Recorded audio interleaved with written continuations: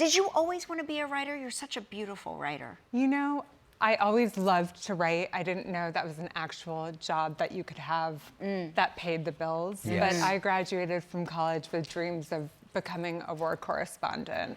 Wow. Yeah. Did you talk to Anderson backstage? I haven't yet, It's but I'll funny find him because later. He's also a brilliant writer, and I wonder if that's a characteristic of people who put themselves out there and to sort of tell the stories of the voiceless or people that may not be able to tell their own stories. You know? Absolutely, but you know, for the longest time, writing for me was a private ritual.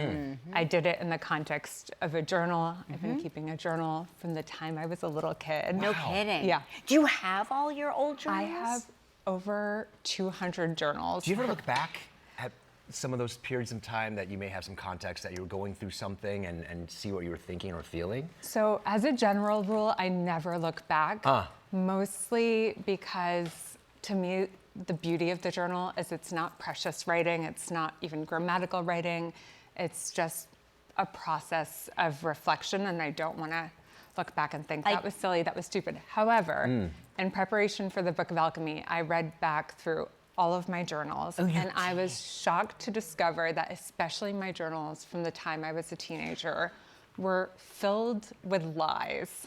Lies about boys I said I kissed that I certainly did not, about late night adventures that my strict curfew would never have allowed for. And I think I was writing into this aspirational self who had far cooler clothes than I did. And that's the beauty of the journal. Did you chuckle? Did you laugh at that? I laughed so hard. Yeah. It was, you know, a journal can be personal reflections, it can be fictional tales, it can be literal grocery lists, and that's the beauty of it. I'm a journaler, and I was about to recommend to you to never look back, because when I have gone back to reread my journals, I sound like a psychopath. And so I was like, oh, never look back on what you've written. I know, I found you left your journal out one day. Yeah. And I looked at it from afar, and I just said, I don't want to go there. You don't I put wanna it, know. just left it and moved on. Did you say, this person is trying to tell me something? No.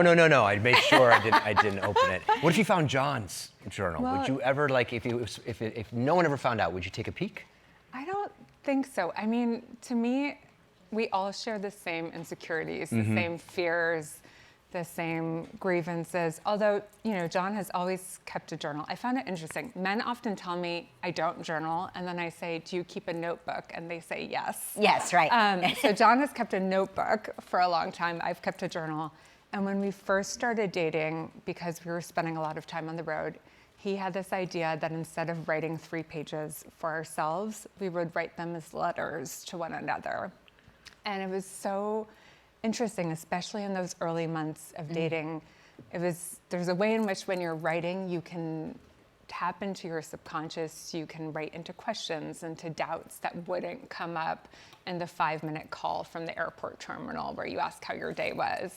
And I really credit my marriage, I credit all the good things in my life to that daily kind of meditative practice. I also believe that it's unfair that, you know, you two are you're such profound creatives that your letters to each other would arguably be more beautiful than anyone else's letters to each other. I can assure you they're not. All right.